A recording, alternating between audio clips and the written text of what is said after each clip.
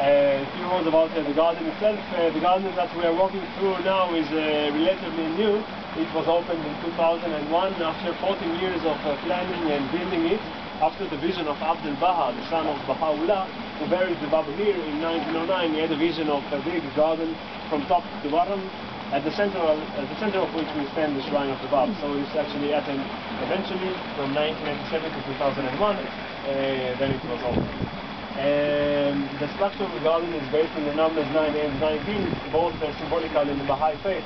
We are now walking on the upper 9 terraces of the garden. You can see the same shape repeating itself 9 times, 9 terraces above the shrine. At the other side of the shrine there are further 9 terraces all the way down to the German colony, and together with the central terrace it's all 19 terraces, the central place of the shrine itself.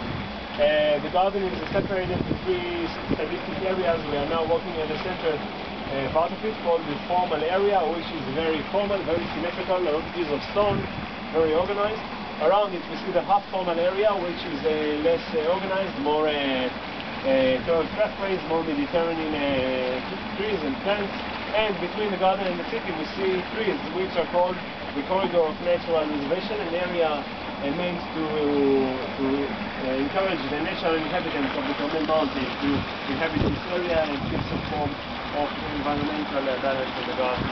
The water that we see and hear flowing down the stairs, making the sound of water as in nature, is of course not flowing all the way from top to bottom and going down the drain. It's a stone circulation system that takes the water back up every stairs on its own.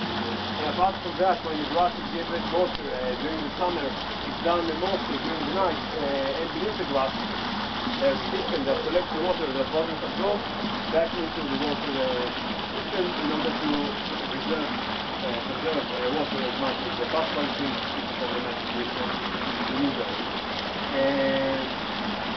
The people who maintain this garden are about 100 gardeners, most of them Israeli employees, about 70 Israeli employees, and in addition to them about 30 Baha'i volunteers help them with this stuff. All of the budget for the garden, for the World Center, for every Baha'i purpose comes only from Baha'i donations. The Baha'is don't accept any money from non-Baha'is in order to remain independent, which is why the tourists here are for free, and you won't see any souvenir stores or anything in that manner. Some people ask me about the other things, about the meaning of the stars that you see down here. 8 points of the stars.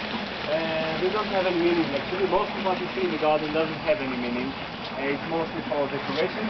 Of course, when they designed the garden, they thought about the ideas of the faith to be reflected in the garden, such as the symmetry that shows balance, equality, and the numbers 9 and 19, but most of what you see has no meaning in the faith itself. Apart from that, I was asked about the road. There's a road that was moved almost 2 meters. After you continue downhill, after the garden, there's a long road called the German colony, long street, a very nice street with old houses. The street was moved almost 2 meters by the Haifa municipality in order to make it one line with the garden. So it was all designed to make it really fit into the view of the city. Any questions so far about the garden?